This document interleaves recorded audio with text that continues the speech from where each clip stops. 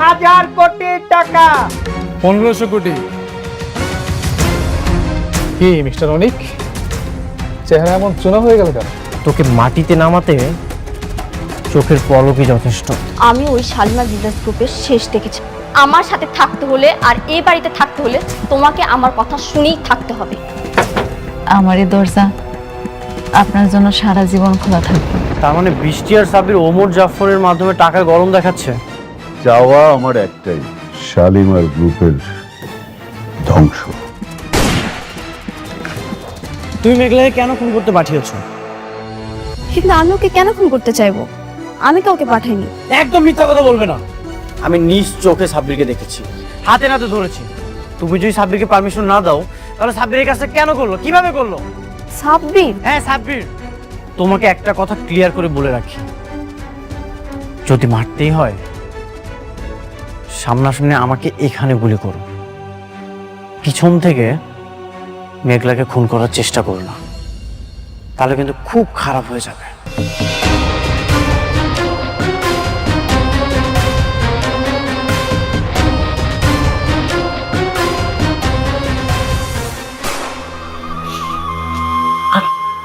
এক ইঞ্চি আর একটা ইঞ্চি হলো না, আমার মাথার ঘেলুটা একদম বের হয়ে যেত।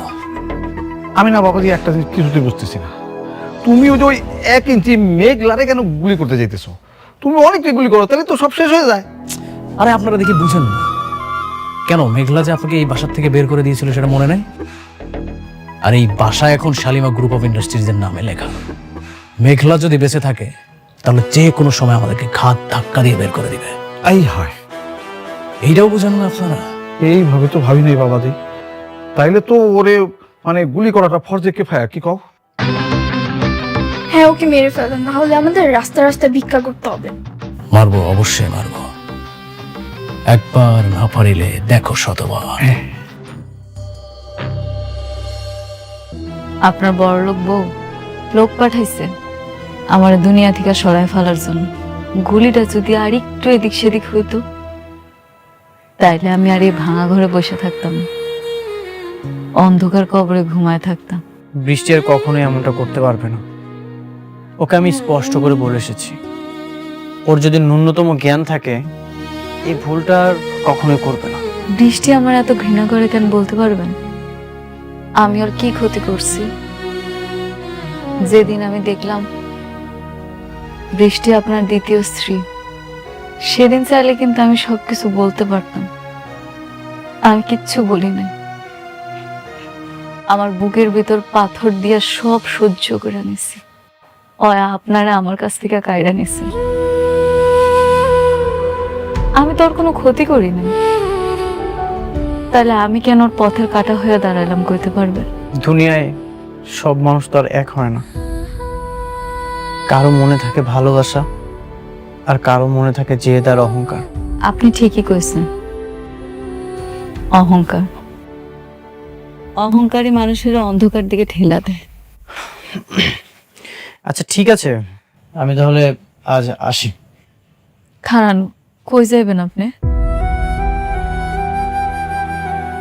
কোনো একটা হোটেলে গিয়ে থাকবো। এখনো তো ফ্ল্যাট বাড়ি কোনো কিছুর ব্যবস্থা করতে পারলাম না। কেন হোটেলে গিয়ে থাকবেন কেন? আপনি চাইলে আপনার বাড়িতে গিয়ে থাকতে পারেন। সেটা তো শালিমার পক্ষ থেকে আপনারে গিফট করা হয়েছে। আপনি একটাবার শুধু যান, রাতুল আর চাচা চাচির ঘাট ধাক্কা দিয়ে বাড়ি করে দিবে। আপনার বাড়িতে শুধু আপনিই থাকবেন। কারো দয়া আর করুণার প্রাসাদে থাকার চেয়ে নিজের যোগ্যতায় ফুটপাতে ঘুমানো অনেক ভালো। এই অনেক চৌধুরী সবকিছু হারাতে পারে, কিন্তু পুরুষত্ব আর আত্মসম্মান কখনোই কারো কাছে বন্ধক রাখতে পারে না। ওই বাড়িটা তো তোমার কোম্পানির, সেটা এখন তোমার। যেদিন আমি নিজে টাকা দিয়ে সেই বাড়িটা কিনতে পারবো সেদিন ওই বাসায় আমি পা রাখবো। আপনি আমার উপর রাগ করতে পারেন, কিন্তু আমারে এমনি পর করে দিয়েন না। আজকে রাতটা না হয় এই গরিব ঘরে রাজপুত্র হয়ে থাকলেন। আপনি আমার পাশে থাকলে আমার অনেক সাহস লাগে। যতক্ষণ অনেক বেঁচে আছে ততক্ষণ এই পৃথিবীতে কারো ক্ষমতা নেই তোমাকে কিছু করবে। তোমার কিচ্ছু হবে না, ঠিক আছে? আজ রাতটা এখানে থাকবো।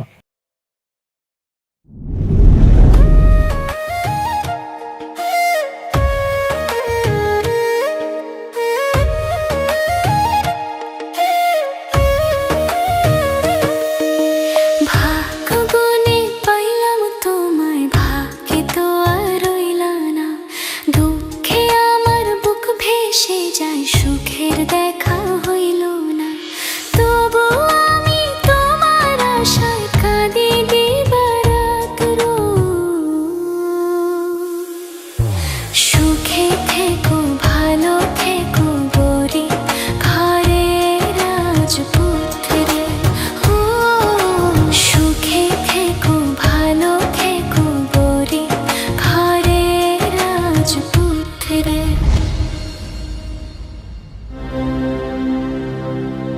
কাজটা তুমি মোটেও ঠিক করোনি।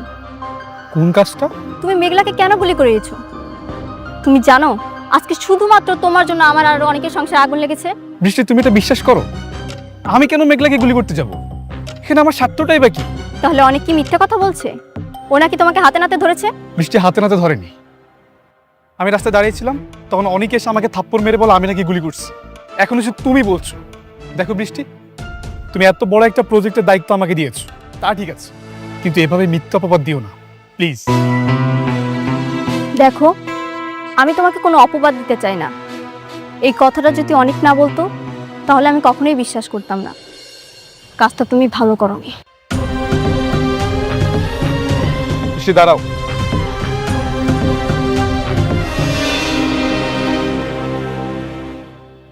এই পৃথিবীতে সবচেয়ে বেশি ভালোবাসি আমি তোমাকে। আমি আমার নিজেকে যতটা না গুরুত্ব দেই, তার চাইতে বেশি গুরুত্ব আমি তোমাকে দিই।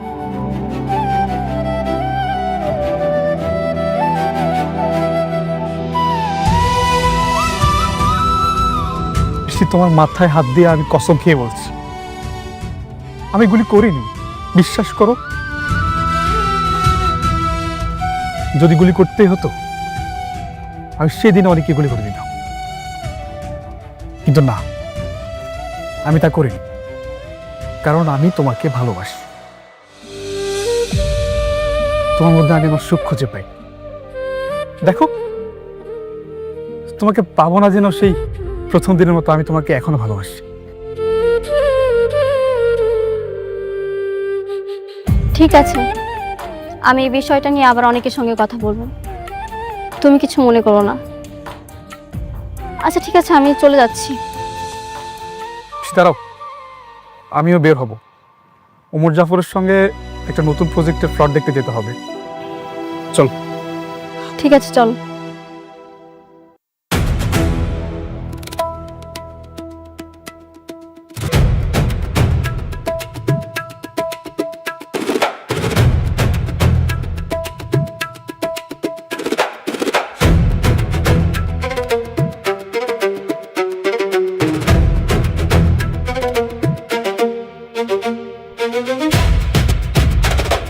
এটা আমাদের জমি, এখানে কেন খুঁটি দিচ্ছ? সবকিছু বন্ধ করেন। সব জমিন আমাদের। আর একটা কথা কইলে কাইটা গাঙ্গে বাসায় দেবো। ভাগ এখান থেকে। কি কইলি? কাইটা বাসায় দিবি? তোদের তো ভাগ এখান থেকে, একদম মেরা ফালামু। ভাগ।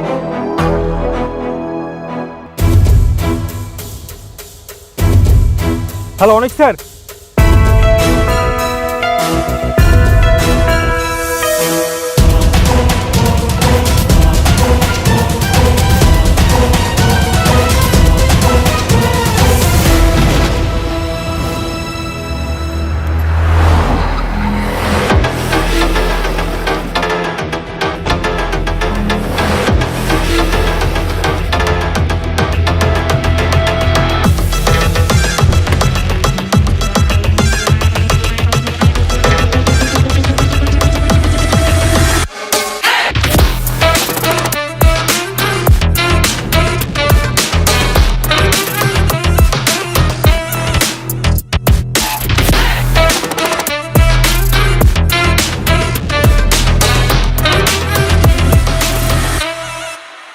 বিড়াল এখন সিংহের সাথে টক্কর দিতে চলে এসছে।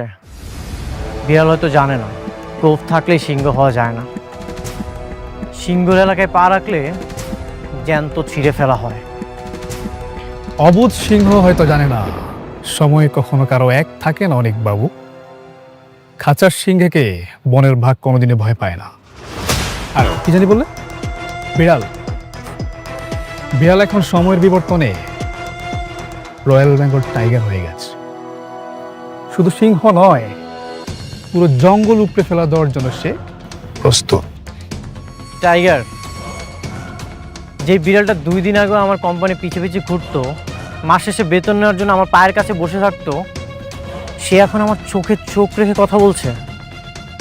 তুই কি অতীত ভুলে গেলি নাকি রে? না, আমি একদম অতীত ভুলিনি। আমার সব কিছু মনে আছে। তোমার এখানে চাকরি করতাম বলে সারা জীবন তোমার গোলামি করে যাব, এটা মাথা থেকে ঝেড়ে ফেলে দাও। আচ্ছা, সব কিছু বাদ দিলাম, তুই যা ইচ্ছে তাই কর, আমার কোনো কিছু যায় আসে না। কিন্তু তুই আমার জমির দিকে কেন হাত বাড়িয়েছিস? এই মুহূর্তে তুই এখান থেকে চলে যা। যা। কি বলে? এই জমি ছেড়ে দেব? এটা ওমর জাফরের জমি। তার কোম্পানির একটা মেগা প্রজেক্টের জন্য এই জমিটা দরকার। বরং তুমি এই জমিটা ছেড়ে দাও। আমার জমি আমি ছেড়ে দিব? বাহ, তোর বাপের যদি জমি দরকার হয় অন্য কোথাও যে ম্যানেজ কর, দরকার হলে ভিক্ষা কর। যা। ভিক্ষা নয়, আমি বুক ফুলিয়ে এই জমি কিনতে এসেছি। তোমার জমির দাম কত বলো, আমি তোমাকে টাকা দিব। কত লাগবে? একটা কথা মাথায় রেখো, তোমার মতো মানুষকে টাকা দিয়ে কেনার ক্ষমতা আমার হয়ে গেছে। সাব্বির, তুই কি টাকার গরম দেখাচ্ছিস? হ্যাঁ, দেখাচ্ছি। টাকা আছে, গরম দেখাবো না? আসলে তোমার মতো মানুষ তো টাকা ছাড়া কিছুই চিনে না। টাকার জন্য সব কিছু করতে পারো তুমি। আমি তোমাকে ভালো করেছি। কি বললি তুই? কতটুকু চিনিস আমাকে? তুই হয়তো আমার শান্ত রূপটা দেখেছিস, এই জন্য ভাবিস না আমি দুর্বল। আমি যদি চাই আমার জমিতে তোকে পুঁতে ফেলতে পারি, কেউ জানতে পারবে না। ছাড়, অনেক গলা ছাড় বলছি, ছাড়।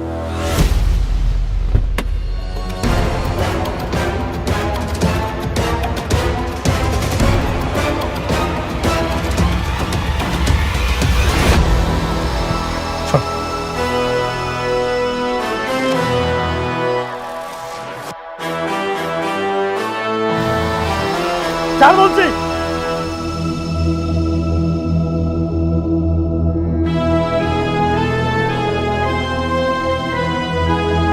ওকে ছেড়ে দাও। কি হলো? ছাড়ো ওকে। কে আপনি? আমার ব্যক্তিগত ঝামেলায় নাক না গলালেই খুশি হব। উনি ডন ওমর জাফর। আমার চেহারাটা ভালো করে দেখ, দেখ দেখ দেখ। ও আচ্ছা, আপনি তাহলে সেই ব্যক্তি? যাক, নামটা শুনেছো তাহলে? হ্যাঁ শুনেছি, আর এটাও শুনেছি আপনার অনেক দাপট আছে। কিন্তু আপনার এই দাপট আমার জমিতে খাটবে না। এই জমির যত ডকুমেন্টস আছে সব কিছুই পরিষ্কারভাবে আমার নামে লেখা আছে। তাহলে তুমিও পরিষ্কার করে শুনে নাও। ওইসব লিগ্যাল ডকুমেন্টস কোর্টের টেবিলে কাগজ ওড়ানো যায়, কিন্তু ওমর জাফরের কাছে নয়। দেখো যুবক, সারা জীবন আমি যা করেছি সব দাপটের সাথে করেছি, নিজস্ব স্টাইলে। তাই এখনো সময় আছে, চুপচাপ এখান থেকে চলে যাও। আর যদি না যাই? তাহলে তো আমাকে তোমার যাওয়ার স্থায়ী বন্দোবস্ত করতে হবে।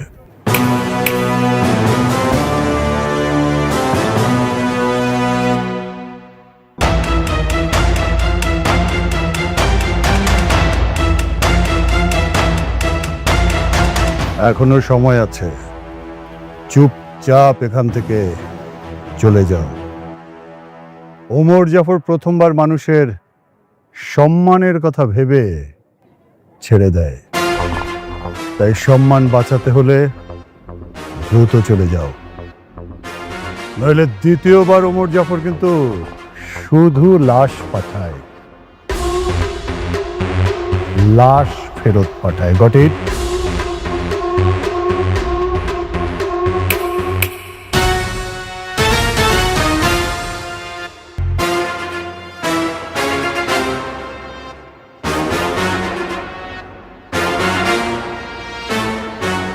সম্বিত, 2 দিনের শুক্রা সিংহের পোশাক পরে এই ওমর জাফর চৌধুরীর সাথে টক্কর দেয়। ওকে বলে দিও এই জঙ্গল ওর বাবার অধীনে নয়, এখন এই জঙ্গল ওমর জাফর চৌধুরীর অধীনে।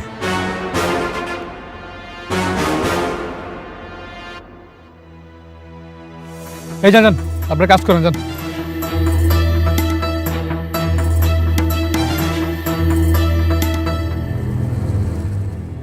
বৃষ্টি তাহলে ঝামেলা করতেছে, তাইলে আপনি মোকাবেলা করবেন কেমনে? মোকাবেলা করতে পারতাম, কিন্তু ওমর জাফর তো তোমার বাবার পুরনো শত্রু, এই জন্যই ভেবেচিন্তে কাজ করছি। বাবার শত্রু থেকে বড় শত্রু হয়েছে আপনার বউ। শত্রুরা সবসময় শত্রুতামি করবে, এটাই স্বাভাবিক, কিন্তু নিজের বউ যদি কখনো লোক দিয়ে গুলি করায়, জমি জমা নিয়ে পারাপারি করে, তখন কি করবেন কন? হ্যাঁ, এই জন্যই সাবিরা তো সাহস পাচ্ছে, না হলে কখনোই এত সাহস পেত না। ঘরের মানুষ যখন আঘাত করে তখন আর কিছু করার থাকে না, আঘাতটা ঠিক বুকে এসে লাগে। তাহলে বৃষ্টিরে গিয়ে নিষেধ করেন, ওরে বলেন যে ওই লোকের সাথে বিজনেস না করতে, ওই লোকটা খুব খারাপ।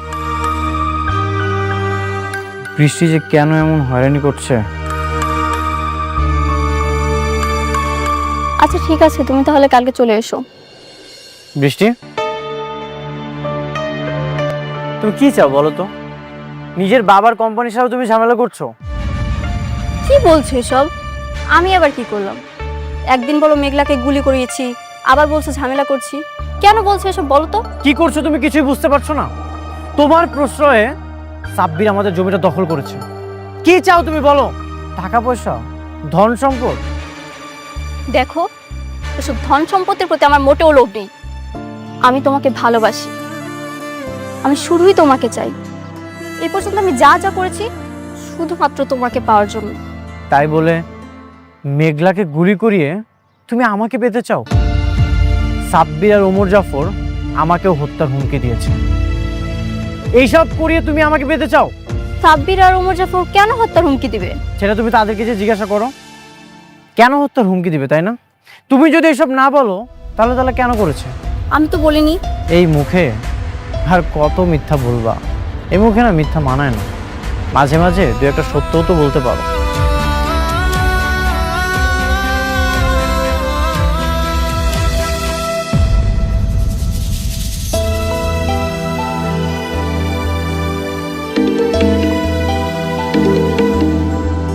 হ্যাঁ বৃষ্টি, বলো। কোথায় তুমি? আমি তো কাজের সাইডে একটা নতুন প্রজেক্টের প্লট নিয়ে প্ল্যান চলছে।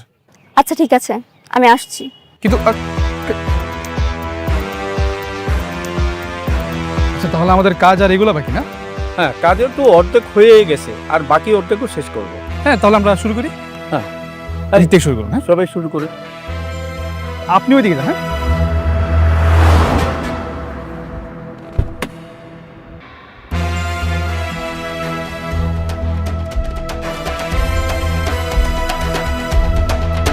আসো।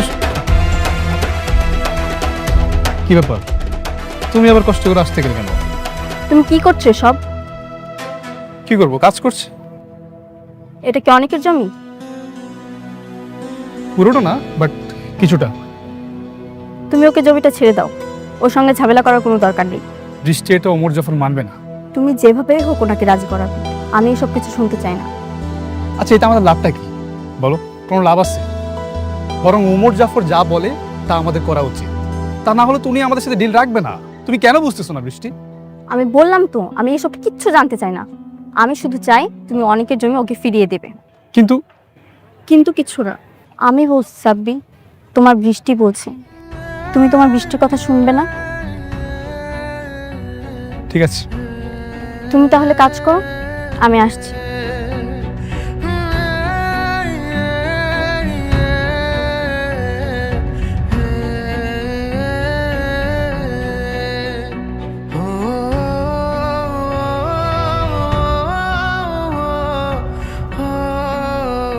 আমার বৃষ্টি বলছে জমি তো ছেড়ে দিতেই হবে, তার জন্য তো আমি আমার জীবনটা দিতে রাজি। আর এই জমি তো কিছুই না। চলো।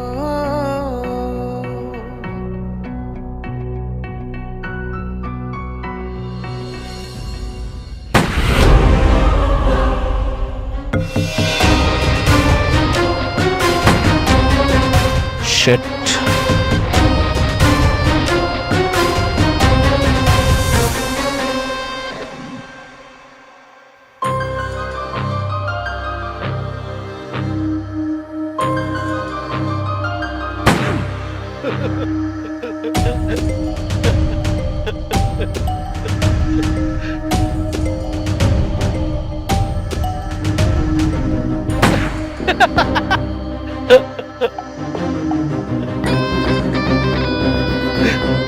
কিছু বলবেন? না মানে হয়েছে কি, তুমি যেমন করে গুলি করতেছো এমন করে গুলি করলে মানুষ তো দূরের কথা, কুত্তার বাচ্চাও মরবো না। তাহলে আপনি চলেন, আপনি গিয়ে গুলি করবেন। আমি তোমার চাচা এমনি হার্টের রোগী, এক গেলে তো দেখবো যে নিজে হার্ট তুলে গেছে। আপনাদের কলজার মধ্যে যদি এতই ভয় থাকে তাহলে বইয়ের শাড়ি চুরি পরে বাসে গিয়ে বসে থাকেন। শুনেন, আমার জ্ঞান দিতে আসবেন না, আর কানের কাছে এইভাবে জ্ঞান জ্ঞান করবেন না। জি সরি আব্বা। বেশি কিছু বললে কিন্তু একদম খবর আছে। হ্যাঁ চলো রুমে যাই আমরা।